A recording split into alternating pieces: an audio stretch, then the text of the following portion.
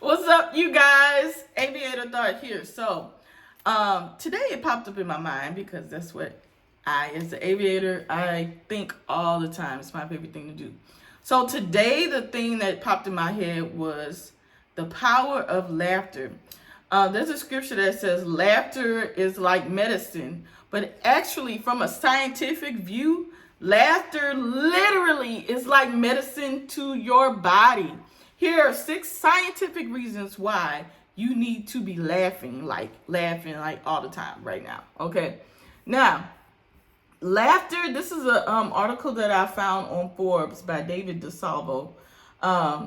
Laughter is a potent endorphin releaser. And so it releases endorphins in the brain, which is like your feel-good chemicals in your brain, makes you feel, really, really good. And it actually happens via opioid receptors. So you actually, y'all feel y'all need some drugs, spending your money on it, just laugh. You don't need to do all that. The more opioid receptors a given person has in their brain, the more powerful the effect. Highly addictive opioid drugs like heroin also bind to these receptors, suggesting that laughter induces euphoria like a narcotic. Wow, right? Also, laughter fosters brain connectivity.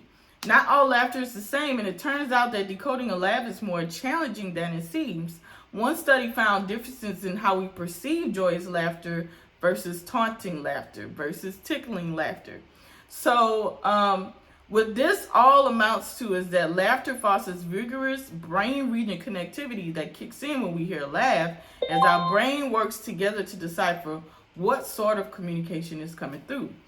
Another big thing, I won't go through all 6, but it also says that women actually laugh about 126% more than their male counterparts.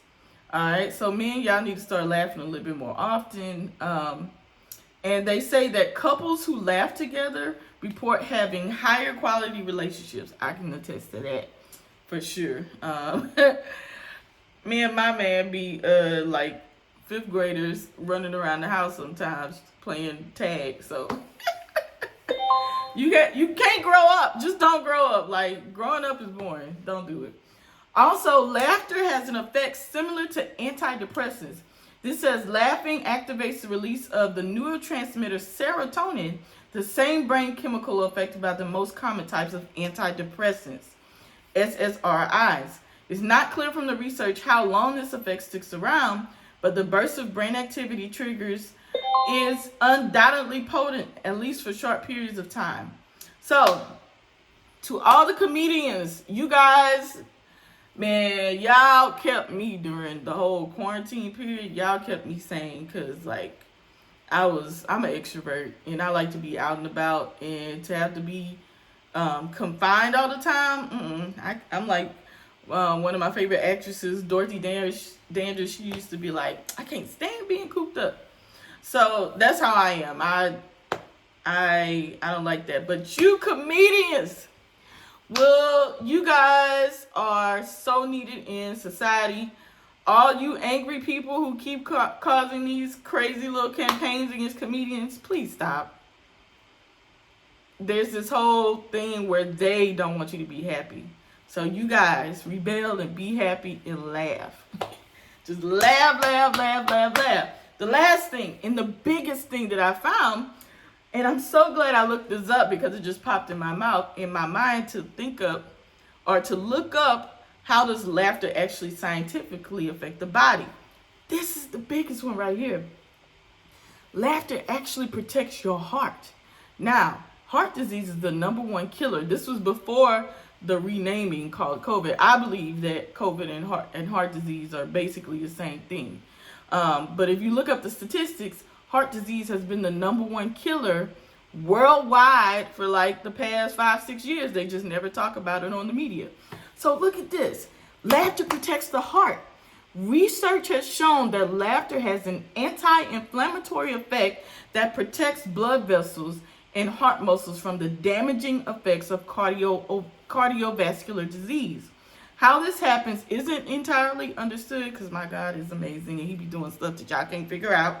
But It seems related to lessening the body's stress response, which is directly linked to increased inflammation. So regular hearty laughter should probably be part of every heart disease prevention program. So when I was looking up information on the C word or whatever, and I found that it was linked to heart disease, and that a lot of people who were passing had heart disease, or they got it once they had the C word. I started doing research. So I wasn't even looking for this today, but to know that laughter has an anti-inflammatory effect that protects your blood vessels and heart muscles. Yo. Sometimes the cure is so simple. Water and laughter. Laughter and water. Y'all. So, I went to a comedy show. I went to see my boy Cat Williams. That's my dude. I saw World War III. Y'all go see that if he's coming to your city. But I was laughing from my gut. Like, one of them type of laughs, right? And I realized, dang, like, for a whole year, have I laughed from my gut? I don't think so. Something's missing. So, I'm like, okay, I need to make laughter a part of my routine, all right? Make sure that you keep laughter in your relationship. And when you think about it, especially like in a relationship, if you're not laughing, y'all probably not getting along. Right?